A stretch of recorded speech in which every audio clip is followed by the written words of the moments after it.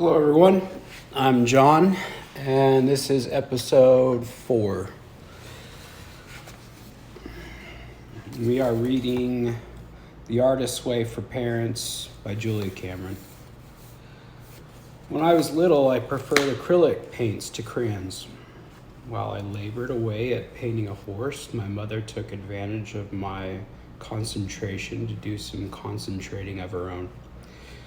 Seated at her writing desk, which was neat, but not too neat, our play area, she penned letters to her mother-in-law, Mimi, and her far-flung siblings. She might comment on our play, but she wouldn't interrupt it. Our children are aware of us, and they are aware when we are focused on them.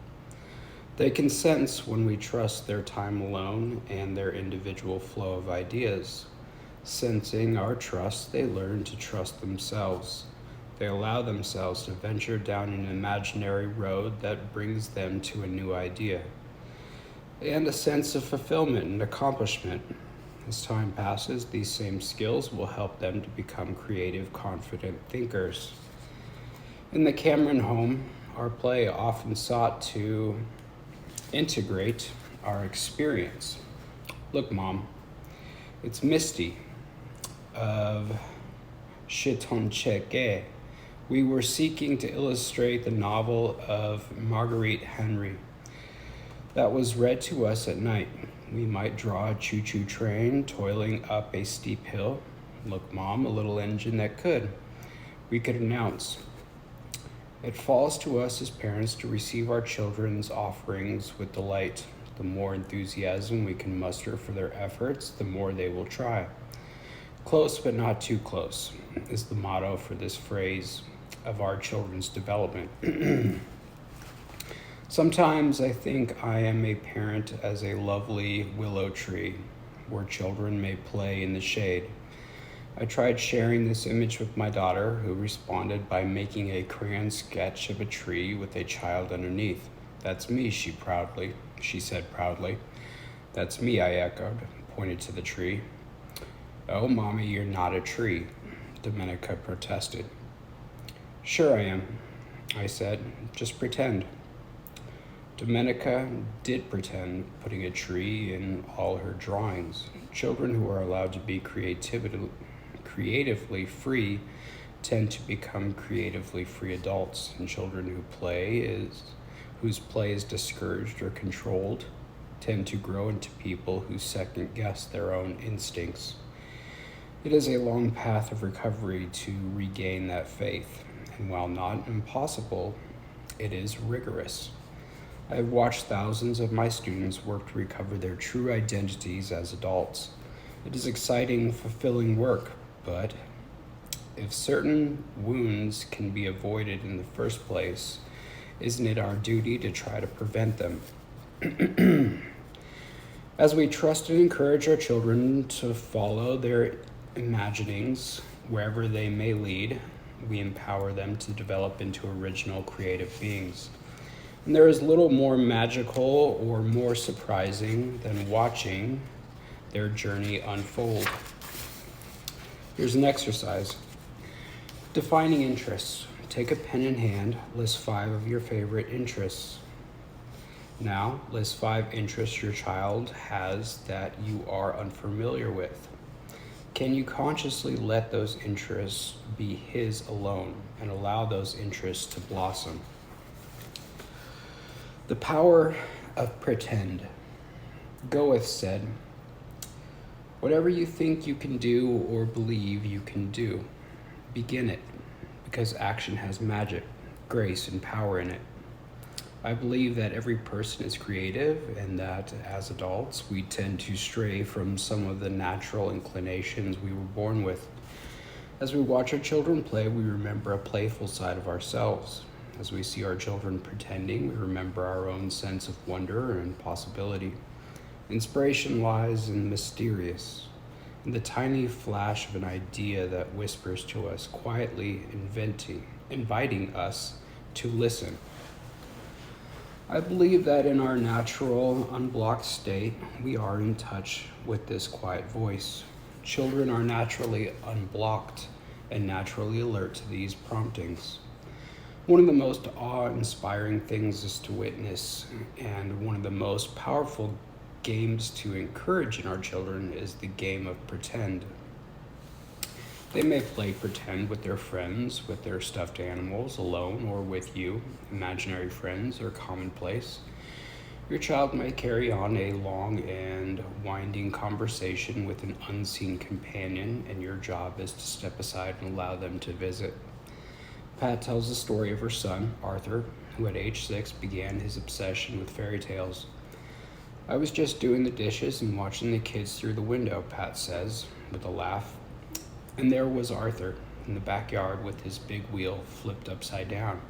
He was spinning the wheel with his hand so intently. He looked a little crazy, but he was having fun and he was safe, so I didn't bother to go outside and ask what he was doing. Then the next day, there he was doing it again. Pat shakes her head at the memory. I had to know what was going on in that head of his. And when I asked him, get this, he said he was Rumpelstiltskin spinning gold. Pat smiles at the memory. He was always very creative, still is. His imagination is just always going like that. It's who he is, so who am I to get in the way? Arthur went on to write musical adaptations of fairy tales and quickly thereafter to create his own fairy tales. By the age of 25, he had written 8 original full-length musicals.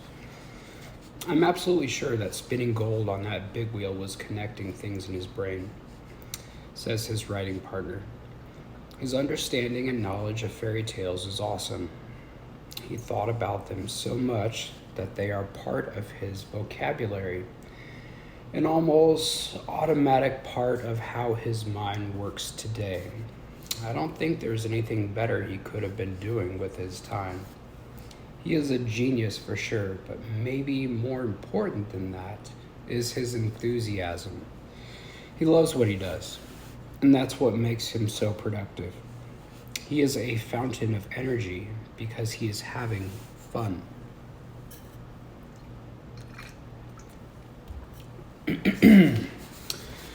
Arthur's imagination is as alive today as it was the day he spun gold in that backyard. And when I look at Pat's parenting, I see why Arthur is so free as an artist. Pat's impulse as a parent was to encourage each of her 4 children along the lines of their interests and personalities. Today, she has 4 strikingly different and staggeringly accomplished, kind, and personable grown children. As I watch her interact with them now, I see hints of what she must have done all along. She loves them unconditionally, supports their ideas, has a keen interest in each, and puts none of them on a pedestal. Humor runs high in her household. Even today, as I talk with her about Rumpelstiltskin, she laughs. I don't see myself as particularly creative, at least not in the way Arthur is, she tells me. But he's entertaining, that's for sure. As Pat continues to be a loving and enthusiastic audience member, she is giving Arthur everything he needs. Sometimes the right non-action is every bit as valuable as the right action. But by not putting a lid of judgment or limits on his imaginative nature, Pat allowed Arthur to achieve his full potential with a feeling of safety and acceptance. Now an adult, Arthur also teaches, encouraging his students to explore freely. The crazier the better, he says. Every game of pretend is valuable. Playing pretend allows our children a specific freedom, a safe space in which they can test our different personas and figure out which feels most comfortable to them. And when they leave that safe space, they leave with knowledge, self-knowledge, however subtle, that will contribute to their confidence in and contribution to the world at large. An exercise. Doll making. Making a doll, any kind of doll, can be a cathartic and exciting exercise for both girls and boys. It does not need to be a traditional looking doll, although it may be. Allow your children to choose his materials and create his doll by his own design. Making a doll is an ideal way to merge an artist and crafts project with pretend play. As your child is making the doll, be it from paper, a sock, a stick, or Lego, interact with your child. Does the doll have a name?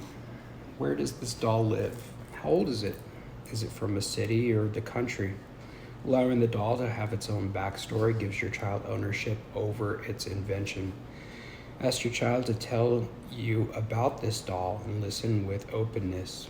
If the child gives the doll the same characteristics he has, he may be using the doll to consolidate his sense of self. If the child gives the doll very different characteristics, he may be exploring alternate personas. As a parent, your job is simply to observe with interest, and watching your child work with this exercise promises to be fascinating indeed.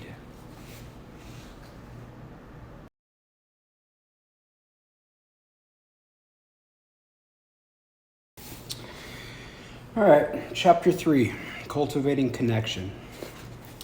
Giving our children a safe hatchery allows them to connect securely to the world around them.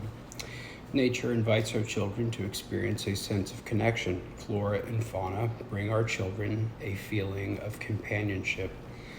The simple act of going outside and walking connects us to ourselves, one another, and the world around us. The universe is generous in its support of creative growth, and the more we actively look for this support, the more we will find. Expressing our gratitude for this support, we experience a sense of God, be it good or orderly direction, God,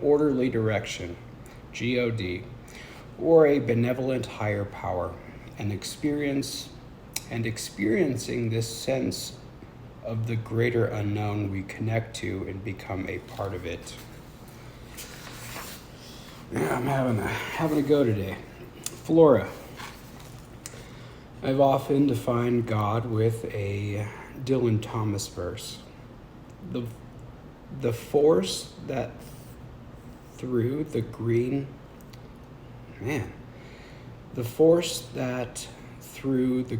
fuse drives the flower.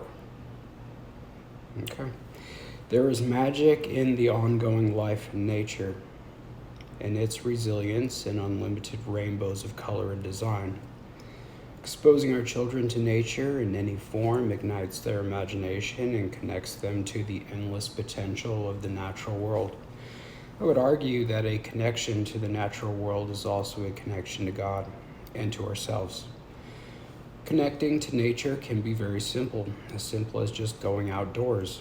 If you live in the country, the rich forests are deep with stories and magic, and the open plains are a blank canvas of possibility for your child's eyes. Planting a garden can give a sense of ownership and rebirth. If you live in the city, visiting the park or even a local flower shop can connect you and your child to the same force of nature. Window boxes and indoor plants expose both of you to the wonder of growth and seasonal cycles. Connecting to life and recognizing the many ways it surrounds us nourishes our creative spirit and our children's. Courtney speaks of growing up in a suburban Wisconsin, where her neighbors had blackberry bushes surrounding their property. Courtney and her sisters would pick blackberries in the summer, often wearing snowsuits in the heat to protect themselves from the thorns. They would return home, clothes and hands stained with the purple nectar, filled with the excitement about their bounty. My 4 sisters and I have a 12-year age range, Courtney says, but all ages participated in the blackberry picking. It was like a treasure hunt. The treasure was sweet and delicious. We'd often come home and our mother would help us bake them into blackberry muffins, bringing them back to the elderly couple who lived in the house next door. It was such a luxury to have homemade muffins in the house, and the neighbors were so excited to let us pick the berries and so grateful to enjoy the final product. In hindsight, I realized that our neighbors were actually quite poor. As the years went on, they struggled a lot, but the blackberries were free, and picking blackberries, we were all rich. Courtney and her sisters often fondly remembered the blackberry picking expeditions. All of them have the blackberry muffin recipe in their recipe boxes. Courtney herself went on to become a pastry chef. Her signature item, the blackberry turnover. It has a history for me, she says, and I'm sure that my own connection to the blackberries at the Hardy's house is why this pastry is so popular. They say you can taste the love, and I do think that's true. For me, picking blackberries was about more than that. It was about sisterhood, adventure, feeling welcomed by the Hardys. Baking with my mother, I've picked a lot of blackberries in my day. I can tell by sight which ones are the sweetest. Courtney's pastries do evoke the memories she based the recipe on. Her customers report that the soft, flaky texture and sweet, deep purple filling give them a feeling of comfort and hospitality. Gardening can be a fascinating joint effort for you and your child. Vegetable gardens that ultimately yield salad fixings or herbs or flowers that grow from seed to blooming plant under your watchful eye can teach patience and attention. Mary, an avid gardener, was known on her suburban Indiana block for her sprawling, colorful flower beds. Pansies are my favorite, she told me. I love their saturated color and they're practically invincible. When her grandchildren would visit, she would take them to the backyard where they would select a few of the thriving beauties. Cutting them carefully with scissors, she would bring them inside and show her grandchildren how to press the flower by flattening them gently between paper towels, and then weighting them with several heavy encyclopedias. After a few hours passed, the flowers were dry. She would lift the books and paper towels to reveal perfectly preserved pressed flowers. She then guided her grandchildren in laying the flowers on strips of cut cardboard and sealing them with clear adhesive paper. Bookmarks, she announced, helping them tie ribbons on one end. These bookmarks were cherished throughout the school year and for many years beyond. The flower from Granny's garden became a prized possession for each. They proudly displayed the bookmarks that they had chosen the flowers for and helped to make. And for the rest of their lives, every time they passed a bed of pansies, they thought of Granny and her garden. Nature is already there, waiting for us to notice it. Just as we are inherently creative beings, nature is creativity itself. It is a constant reminder of our own true nature. I like to say that the great creator didn't feel a need to stop. With thousands of colors, shapes, and sizes of flowers and butterflies, of snowflakes and tree leaves, always available, nature can inspire our own growth and rebirth. When Domenica was a toddler, she fell in love with Gerbera daisies, crisp and brightly colored. We would go together to a plant store where I would gravitate towards stargazer lilies, and Domenica would tug at my sleeve saying, "Look, Mommy." Pointing to the Gerbera daisies, it would take only one daisy to brighten up Domenica's bedside table. My lilies were more expensive. I would ordinarily buy 3 stems. On days when the winter night closed in early, we would go to the plant store just as people were getting off work. I would urge Domenica to smell the lilies, warning her to be careful because their orange dust would stick to her nose. The daisies had no powdery dust, but they lacked the lily's fragrant scent. For $12, we took home both flowers. I would stop at the Korean grocer's and buy 2 7-day candles, one to place near the lilies and one to place near Domenica's daisy. "We're building an altar," I would explain to Domenica. "Fresh flowers are important, so are candles. You might want to add a seashell and small wooden incense holder. This is all just a side note. This is, not very safe for children to have open flames or incense. All right. Sometimes I would ask for let's see. Now let me make a list. What do I wish for? Sometimes I would ask for a quality. God, grant me creativity, grant me joy, grant me sobriety, grant me serenity. Domenica would copycat my prayers, although she didn't know what some of the words meant.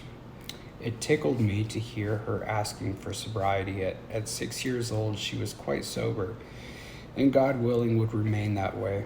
When Domenica was older and had an allowance, she would pester me to go to the plant store. Her favorite gerberas were bright pink, with orange a close second. Let's make an altar, Mommy, she would say. And so I would buy a candle from the Korean grocer on our way home. Flowers spoke to Domenica of safety and joy.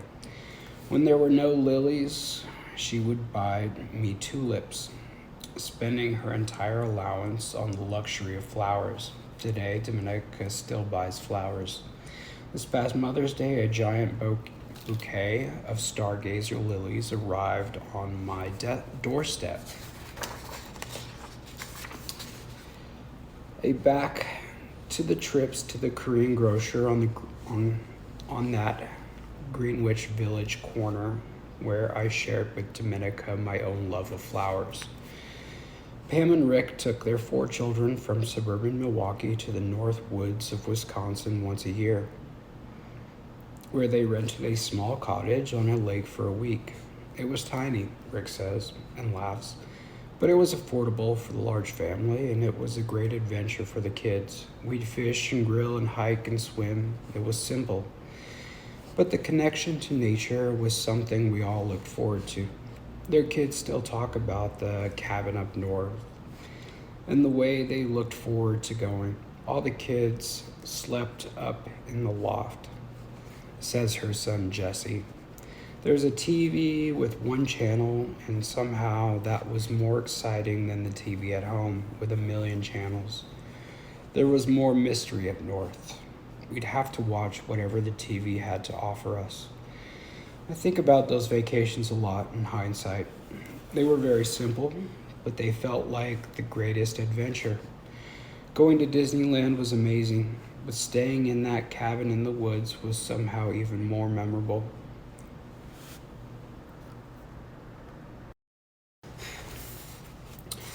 Noah, who grew up in northern Maine, remembers exploring in the wooded area behind his parents' house.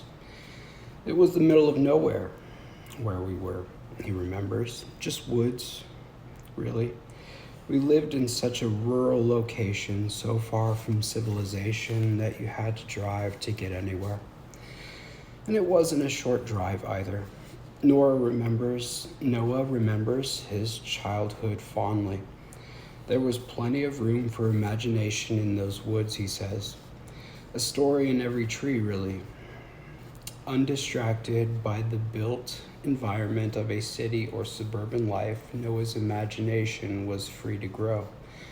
I was bored sometimes, but not usually, he muses. There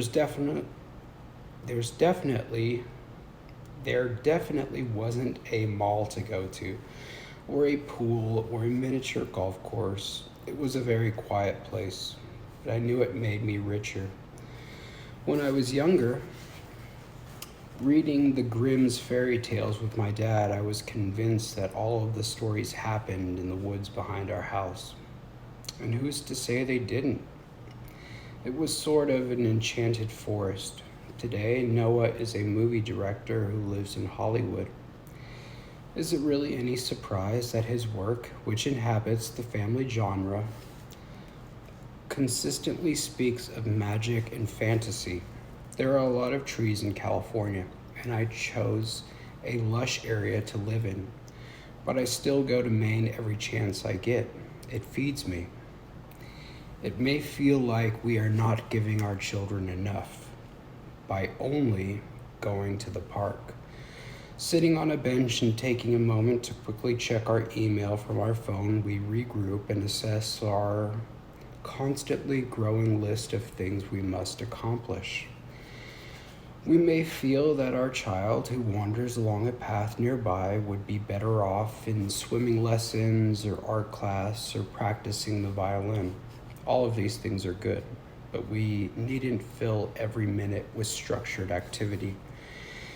Letting our children take the details of a flower or gaze up a tree where a nest of birds tells a secret story, we allow them to make their own connections and imagine what only they can conjure. Who knows? Maybe a movie is being made as we wait on our bench, scribbling our grocery list and planning tomorrow's carpool schedule. And maybe letting ourselves have a few minutes to notice the designs in the clouds, we give ourselves a dose of optimism to share with our children as well. An exercise. Entering the garden. List 5 places you could take your child where he or she could be exposed to flora. Whether it is the backyard, nearby park, or flower section in a grocery store, it doesn't matter. What matters is letting your child have enough time to absorb the scents, colors, and shapes. Examples. I could drive my child to a farm or a community garden. I could go to the library and borrow a book on flowers, and my child and I could choose our favorites, learning their names and characteristics. We could then find those flowers in nature or a shop and see in person the flowers we feel we already know.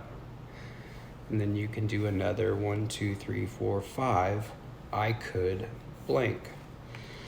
Now list 5 botanical adventures you could have inside the house. They should be simple and inexpensive. Bringing flora into your home can raise your spirits just as much as it enriches your child's senses. Examples. I could press flowers between large books the way Mary did. I could let my child choose a few flowers from the florist, and when we come home, we could arrange them in a vase together, placing it somewhere prominent when we are done. I could purchase a small window box or herb garden and plant the seeds with my child, and then do another 5. I could blank. Fauna. Few things are more enjoyable than a pet.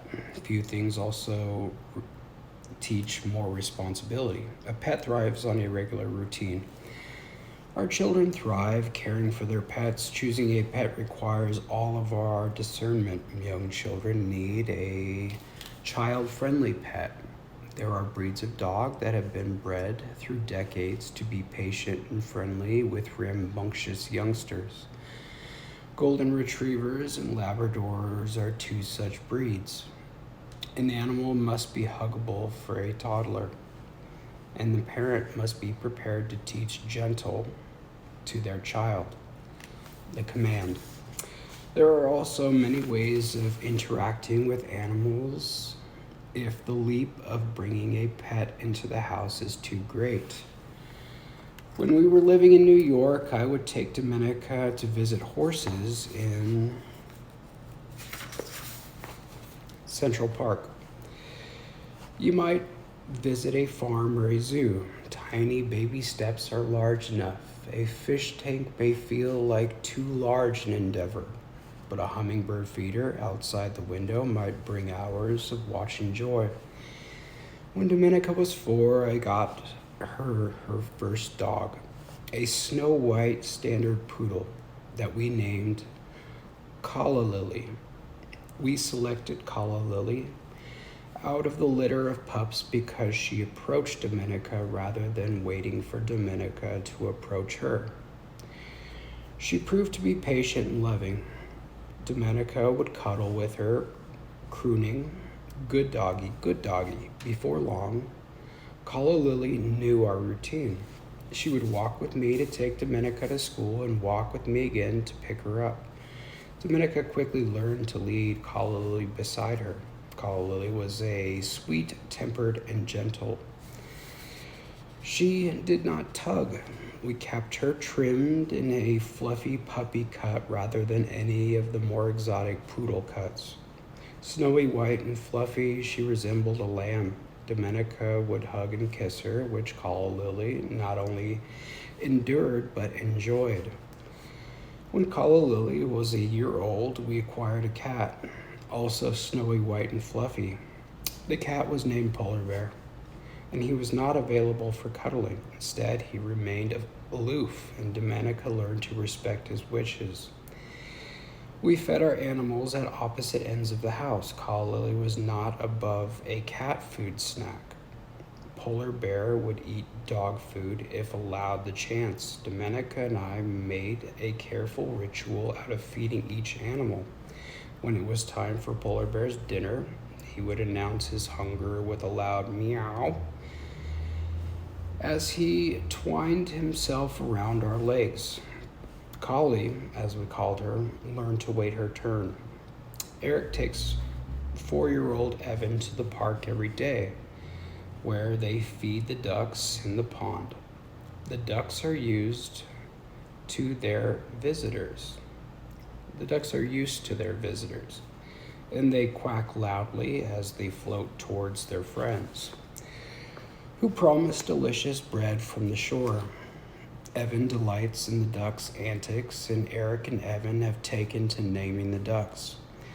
There's Sam, Evan says and points. There's Leo. The ducks seem to respond to their names as they paddle towards them, accepting the food that is offered. I let him believe the ducks are responding to their names as well as the food, says Eric. And who's to be sure they're not? I can't prove that they don't know their names.